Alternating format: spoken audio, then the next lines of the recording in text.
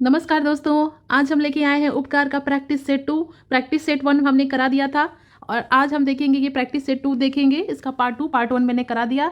आप जाके वो वीडियो जरूर देखिएगा ताकि आपको समझने में आसानी हो। और हम ये यहाँ से आज देखेंगे, यहाँ से क्वेश्चन नंबर 1 से। अगर आप टीजीटी की पीजीटी की तैयारी कर रहे हैं तो उसमें ये बेहद ज़रूरी है, बहुत महत्वपूर्ण होता है कि ये आप प्रैक्टिस सेट ज़्यादा से ज़्यादा लगाएं जिससे आपकी तैयारी बेहतरीन हो और आप अच्छे स्कोर कर सकें। तो प्रैक्टिस सेट लगाते हैं, फिर हम क्वेश्चन नंबर 1 देखते हैं। क्वेश्चन नंबर 1 क्या कह रहा है कि राजनीति शास्त्र का आरंभ और अंत राज्य से होता है। यह किसने कहा था? राजनीति शास्त्र का आरंभ और अंत राज्य से होता है, यह किसने कहा था? यह जो है ऑप्शन ए गार्नर, बी गेटल, सी पालजेनेट, डी ग्रीन। तो इसका आंसर हो जाएगा ए गार्नर। गार्नर ने राज्य का अध्ययन ही राजनीति शास्त्र का एकमात्र विषय बतलाया है। उन्होंने कहा था कि राजनीति शास्त्र का आरंभ और अंत राज्य के साथ ही होता है, लेकिन सामान्यतया इसकी मूलभूत समस्याओं में 3 बातें आती हैं, उन्होंने बताई हैं। पहली जो है वह राज्य की प्रकृति तथा उत्पत्ति का अनुसंधान, और द्वितीय राजनीतिक संस्थाओं के स्वरूप, इतिहास तथा उसके विभिन्न रूपों की गवेषणा की थी। और तीसरा उन्होंने बताया था कि राजनीतिक विकास के नियमों का निर्धारण। तो इस वजह से इन्होंने अरस्तु ने जो है कहा कि राजनीति शास्त्र का आरंभ और अंत राज्य से होता है। तो इसका आंसर हो गया गार्नर। क्वेश्चन नंबर 2, राजनीति शास्त्र केवल सरकार का अध्ययन है, यह किसकी उक्ति है? यह परिभाषा किसकी है या किसने कहा है कि राजनीति शास्त्र केवल सरकार का अध्ययन है? तो इसका आंसर हो जाएगा बी, लिकॉक ने। लिकॉक ने क्या कि लिकॉक के शब्दों में जो है सरकार से संबंधित विद्या है। राजनीति शास्त्र जो है सरकार से संबंधित विद्या है। राजनीति शास्त्र सरकार से संबंधित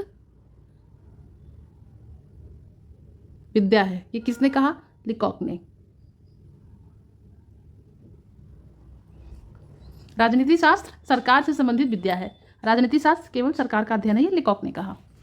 क्वेश्चन नंबर 3 देखते हैं। किस भारतीय कूटनीतिज्ञ से राजनीति शास्त्र को अर्थशास्त्र कहा है? किस भारतीय कूटनीतिज्ञ ने राजनीति शास्त्र को अर्थशास्त्र कहा है? तो इसका आंसर क्या हो जाएगा? ऑप्शन नंबर ए कामदक, या बी शुक्राचार्य, या सी विदुर, या डी चाणक्य। तो इसका आंसर हो जाएगा चाणक्य। क्वेश्चन नंबर 4 है राजनीति शास्त्र मानव के किस पक्ष को संचालित करता है? जो राजनीति शास्त्र है वह मानव के किस पक्ष को संचालित करता है? तो यह दार्शनिक पक्ष, आर्थिक पक्ष, या राजनीतिक पक्ष, या ऑप्शन डी भौगोलिक पक्ष। तो इसका आंसर क्या हो जाएगा? सी राजनीतिक पक्ष। गैटल ने राजनीतिक पक्ष जो है वो गैटल ने स्पष्ट कर दिया है कि राजनीति शास्त्र अतीतकालीन एवं आधुनिक एवं भावी स्वरूप का राजनीतिक संगठन का, राजनीतिक कार्यक्रम का, राजनीतिक संस्थाओं का, राजनीतिक विचारधाराओं का जो है अध्ययन करता है। तो इसका आंसर क्या हो जाएगा? राजनीतिक पक्ष। क्वेश्चन नंबर 5 देखते हैं। क्वेश्चन नंबर 5 क्या कह रहा है कि राजनीति शास्त्र की मान्यताओं को व्यवहारवादी क्रांति ने कब आंदोलित किया? राजनीति शास्त्र की मान्यताओं को व्यवहारवादी क्रांति ने कब आंदोलित किया?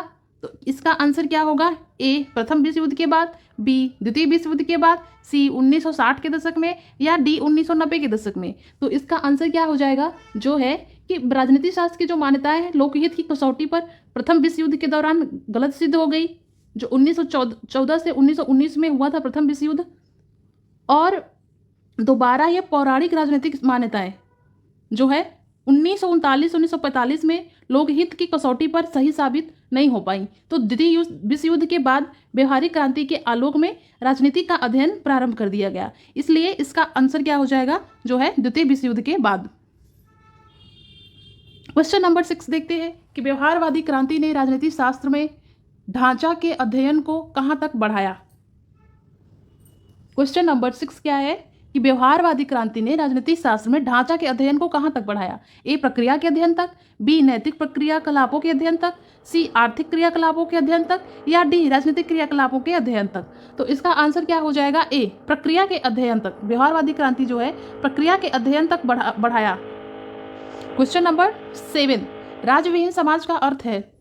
राज्यविहीन समाज का अर्थ है ए ऐसा समाज जिसमें राज्य के गुण नहीं हो, या बी ऐसा समाज जिसमें संप्रभुता नहीं हो, या सी ऐसा समाज जिसमें संप्रभुता हो, या डी ऐसा समाज जिसमें सामाजिकता, व्यवस्था, वैधानिकता, बल प्रयोग आदि के लक्षण है और इससे कार्य संपादन होता है किंतु राज्य नहीं है। तो इसका क्या आंसर हो जाएगा? क्वेश्चन नंबर 7 का जो है आंसर क्या है? डी है। एक राज्य विहीन जो समाज होता है उसमें सामाजिक व्यवस्था, वैधानिकता या बल प्रयोग आदि के लक्षण है और इससे कार्य संपादन होता है किंतु राज्य नहीं। क्वेश्चन नंबर 8 देखते हैं कि राजनीति शास्त्र शक्ति का विज्ञान है, यह किसका कथन है? राजनीति शास्त्र शक्ति का विज्ञान है, यह किसने कहा? कैटलिन ने, या ऑप्शन नंबर बी लासवेल ने, या ऑप्शन नंबर सी मार्गेंथाउ ने, या option number D Robert Dahl ने। तो इसका आंसर क्या हो जाएगा? कैटलिन। ए क्या है आंसर? कैटलिन। आज की सामाजिक गतिशीलता का अध्ययन शक्ति के संदर्भ में ही किया जा रहा है और यही कारण है कि शक्ति की अवधारणा इतिहास की आर्थिक व्याख्या संबंधित सिद्धांत को बदलने जा रही है। इसीलिए तो कैटलिन ने इसे शक्ति का विज्ञान कहकर पुकारा है। तो इसीलिए इसका आंसर जो क्या हो जाएगा वह है कैटलिन। क्वेश्चन नंबर 9 क्या कह रहा है कि राजनीति शास्त्र को नीति विज्ञान किसने कहा? जो राजनीति शास्त्र है उसको नीति विज्ञान किसने कहा? ईस्टन ने, या बी लासवेल ने, या सी मार्गेंथू ने, या डी डॉल ने। तो ऑप्शन नंबर 9 का क्या हो जाएगा? बी लासवेल ने। क्वेश्चन नंबर 10 सामाजिक शास्त्र के अध्ययन का आवश्यक विषय क्या है? सामाजिक शास्त्रों के अध्ययन का आवश्यक विषय क्या है? राजनीति का अध्ययन, नैतिकता का अध्ययन, या समाज का अध्ययन, या तीनों का अध्ययन? सामाजिक शास्त्र है तो सामाजिक शास्त्र में जो अध्ययन है, जो अध्ययन का आवश्यक विषय है वो समाज के बारे में ही होगा। तो इसलिए इसका आंसर क्या हो जाएगा? समाज का अध्ययन। क्वेश्चन नंबर 11 या 11। क्वेश्चन नंबर 11 क्या कह रहा है कि राज्य का सर्वोपरि कर्तव्य नागरिकों को सच्चारित्र तथा सदाचारी बनाना है। यह किसने कहा है? प्लेटो ने कहा, या बी अरस्तु ने, या सी ग्रीन ने, या डी हेगल ने। तो इसका आंसर क्या हो जाएगा? ए प्लेटो ने। प्लेटो ने कहा है कि राज्य का सर्वोपरि कर्तव्य नागरिकों का सच्चारित तथा सदाचारित बनाना है। क्वेश्चन नंबर 12 देखते हैं। क्वेश्चन नंबर 12 में क्या है कि किसी देश की विदेश नीति उस देश के भूगोल द्वारा निर्धारित होती है। किसी देश की विदेश नीति उस देश के भूगोल द्वारा निर्धारित होती है। यह किसने कहा? यह किसने कहा? यह किसने कहा? नेपोलियन ने, हिटलर ने, या मॉन्टेस्क्यू ने, या डी लॉवेल ने। तो इसका आंसर क्या हो जाएगा? इसका आंसर हो जाएगा ए नेपोलियन ने। नेपोलियन ने कहा था कि किसी देश की विदेश नीति उस देश के भूगोल द्वारा निर्धारित होती है, लेकिन वस्तुतः जो है वह मनुष्य के चरित्र, राष्ट्रीय जीवन और राजनीतिक संस्थाओं पर भूगोल का बहुत प्रभाव पड़ता है। और अरस्तु ने सबसे पहले स्पष्ट किया कि भूगोल के ज्ञान के बिना राजनीति के ज्ञान में वृद्धि नहीं हो सकती है। तो यह किसने कहा जो है? वो नेपोलियन ने किया। तो इस 12 का क्या हो जाएगा? ए नेपोलियन। क्वेश्चन नंबर 13 क्या कह रहा है कि राज्य जीवन की मूल्य आवश्यकताओं के लिए उत्पन्न हुआ है और अच्छे जीवन के लिए ही कायम है। यह किसने कहा? राज्य जीवन की मूल्य आवश्यकताओं के लिए उत्पन्न हुआ है और अच्छे जीवन के लिए ही कायम है। यह किसने कहा? ए गार्नर ने, बी कोल ने, डी अरस्तु ने, या सी अरस्तु ने, डी मैकियावेली ने। तो इसका आंसर क्या हो जाएगा? ये आंसर हो जाएगा सी। प्लेटो ने जो है आदर्श राज्य की जनसंख्या कितनी बताई है? तो इसका भी आंसर क्या हो जाएगा? 4000, 5000 या 4050। प्लेटो के अनुसार जो है एक जो बढ़िया राज्य है, जो सुखी राज्य, जो आदर्श राज्य है, जो आइडियल स्टेट है, उसकी जनसंख्या कितनी होनी चाहिए, एक आदर्श राज्य में कितनी जनसंख्या रह सकती है। तो उन्होंने जनसंख्या निर्धारित की और बताया कि एक आदर्श राज्य में 5040 अधिकतम जनसंख्या हो सकती है। क्वेश्चन नंबर 15 रूसो के मुताबिक आदर्श राज्य की जनसंख्या कितनी होनी चाहिए? रूसो के मुताबिक आदर्श राज्य की जनसंख्या कितनी होनी चाहिए? तो रूसो के मुताबिक आदर्श राज्य की जनसंख्या ए 10,000, बी 11,000, सी 15,000, डी 20,000। तो इसका आंसर हो जाएगा आंसर ए 10,000। और प्लेटो ने कितनी बताई? 5040 और रूसो ने कितनी बताई? 10,000। क्वेश्चन नंबर 16 देखते हैं। क्वेश्चन नंबर 16 क्या कह रहा है कि एक राज्य तभी राज्य बन सकता है जब यूएनओ के अधिकांश सदस्य उसे मान्यता प्रदान कर दें, या बी सभी राज्य उसे मान्यता प्रदान कर दें, या सी कम से कम 10 संप्रभु राज्य मान्यता दे दे, या डी महाशक्तियाँ इसे मान्यता प्रदान कर दें। तो इसका आंसर क्या हो जाएगा? बी, सभी राज्यों से मान्यता प्राप्त कर दे तभी राज्य वह बन सकता है। एक राज्य तभी राज्य बन जाएगा जब सभी राज्यों से मान्यता प्रदान कर दे। क्वेश्चन नंबर 17 क्या है कि राज्य की सदस्यता आवश्यक है।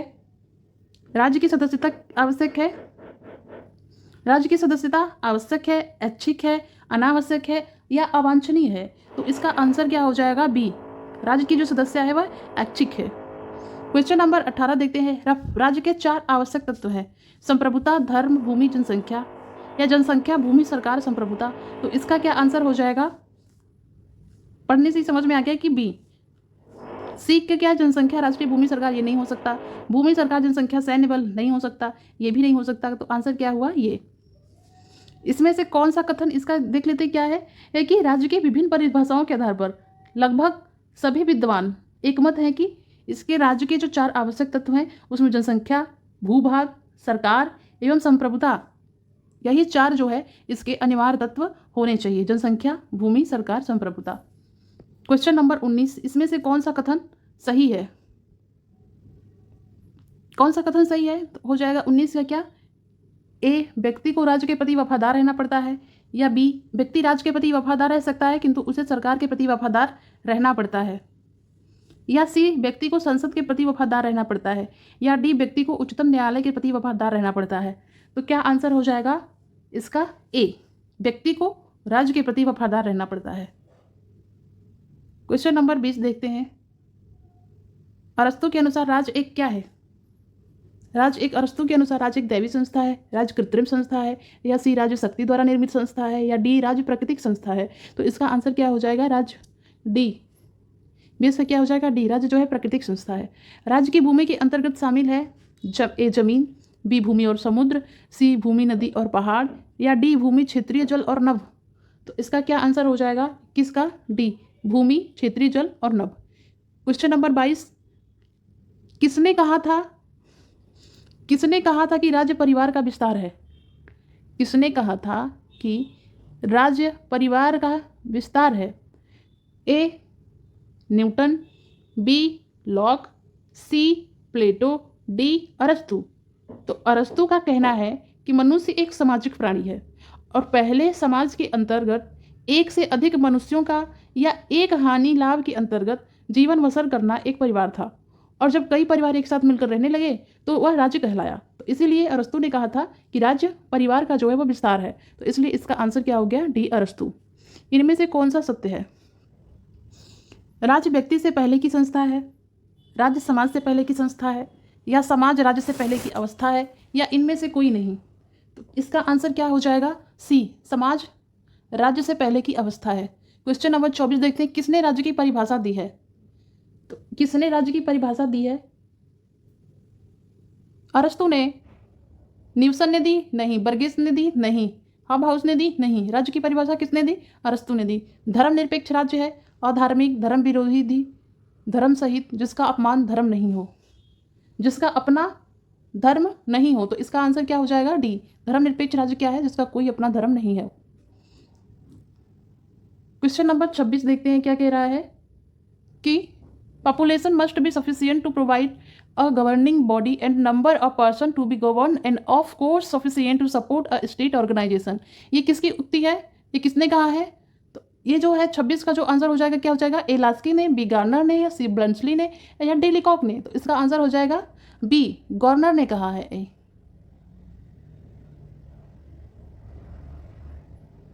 Question number 27। क्वेश्चन नंबर 27 क्या कह रहा है कि राज्य की उत्पत्ति से संबंधित गुत्थे सुलझाने में इतिहास सक्षम है क्योंकि इतिहास केवल अतीत की घटनाओं का वर्णन करता है, या इतिहास वर्णनात्मक है, या इतिहास आदर्शात्मक है, या डी, समाज को सभ्य अवस्था प्राप्त करने और राजनीतिक ढंग से सुसंगठित हो जाने के बाद भी इतिहास प्रारंभ होता है, तो इसका आंसर क्या हो जाएगा? 27 का जो राज्य है, राज्य की उत्पत्ति के संबंध में विद्वानों ने कल्पना का सहारा लिया है और किसी भी सिद्धांत को यथार्थ पर आधारित मानने के लिए इतिहास अपना सबूत पेश करता है, लेकिन राज्य की उत्पत्ति कब हुई इस पर इतिहास कोई भी सबूत पेश नहीं करता। वस्तुतः सभ्य स्थिति में आने के बाद एवं राजनीतिक व्यवस्था में जब वैध जाने के बाद ही इतिहास राज्य संबंधी सबूत पेश करता है, क्योंकि इतिहास वहीं से प्रारंभ होता है। तो इसलिए इसका आंसर क्या हो जाएगा? डी। क्वेश्चन नंबर 28, राज्य की उत्पत्ति के संबंध में विद्वानों द्वारा दिए गए विचार ए व्यवहारिक है, बी आदर्शात्मक है, या सी काल्पनिक है, या डी यथार्थ है। तो जो विद्वानों ने राज्य की उत्पत्ति के संबंध में जो विद्वानों ने विचार दिए वो क्या है? आदर्शात्मक है। क्वेश्चन नंबर 29, प्राकृतिक अवस्था में मनुष्य का जीवन एकांगी, दयनीय, घृणित, पाशविक और क्षुणभंगुर था। यह किसने कहा था? हॉब्स ने, लॉक ने, रूसो ने, डी मार्क्स ने। किसने कहा था ये? हॉब्स ने। हॉब्स ने क्या कहा था कि प्राकृतिक अवस्था में जो मनुष्य प्राकृतिक अवस्था में ही मनुष्य का जीवन जो है वह एकांगी, दयनीय, घृणित, पाशविक, क्षुणभंगुर था। क्वेश्चन नंबर 30 क्या कह रहा है कि सरकार शासितों की सहमति पर आधारित है। यह किसकी युक्ति है? तो यह जो है किसकी युक्ति है? हॉब्स की, लॉक की, रूसो की, मॉन्टेस्क्यू की? यह जो है लॉक की युक्ति है। लॉक ने कहा है कि सरकार शासितों की सहमति पर आधारित है। क्वेश्चन नंबर देखते हैं 31 क्या कह रहा है कि रूसो के विचारों का अधिक प्रभाव किस पर पड़ा? फ्रांस की क्रांति पर, इंग्लैंड की शानदार क्रांति पर, या इंग्लैंड के गृह युद्ध पर, या हेगेल के राजनीतिक दर्शन पर? इसका आंसर क्या हो जाएगा 31 का?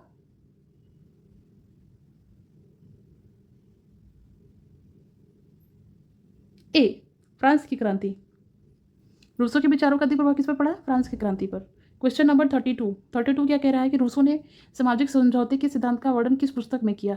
लेवियाथन में, सोशल कॉन्ट्रैक्ट में, पॉलिटिक्स में, या दास कैपिटल में? तो इसका आंसर क्या हो जाएगा? ए, लेवियाथन में। लेवियाथन में रूसो ने सामाजिक समझौते के सिद्धांत का वर्णन किया। क्वेश्चन नंबर 33 क्वेश्चन क्या है कि रूसो ने समझौता द्वारा किस प्रकार के शासन तंत्र का समर्थन किया? ए, कुलीन तंत्र, बी, राजतंत्र, सी, प्रजातंत्र, डी, वैधानिक तंत्र? तो क्या हो जाएगा इसका? सी, प्रजातंत्र। रूसो स्विट्जरलैंड के जिनेवा नगर का रहने वाला था। उसकी अवधि जो है 1712 से 1778 है। वह एक घड़ी साज का बेटा था। रूसो कहाँ का रहने वाला था? रूसो जो है वह जिनेवा का रहने वाला था। और उसकी रूसो जो है वो जिनेवा का रहने वाला था। और जो उसकी अवधि जो उसका काल के कब से था? 1712 से 1778 तक। और वह क्या एक आयोजित प्रतियोगिता जो थी उसमें वाद विवाद में प्रथम पुरस्कार उसने पाया था। और उसके जीवन में तब वहीं से उसके जीवन में बदलाव आना शुरू हो गया। वरना तो वह एक ऐसे ही घूमने फिरने वाला, रूसो जो है घूमने फिरने वाला, रहने वाला एक गांव का आवारा लड़का था। रूसो ने समझौता सिद्धांत के द्वारा प्रजातंत्र शासन का समर्थन किया। उसने प्रत्यक्ष प्रजातंत्र का मार्ग प्रशस्त किया। एवं फ्रांस की क्रांति कब हुई थी? फ्रांस की क्रांति 1789 में हुई थी।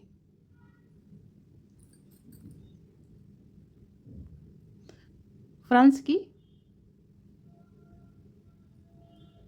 क्रांति 1789 में।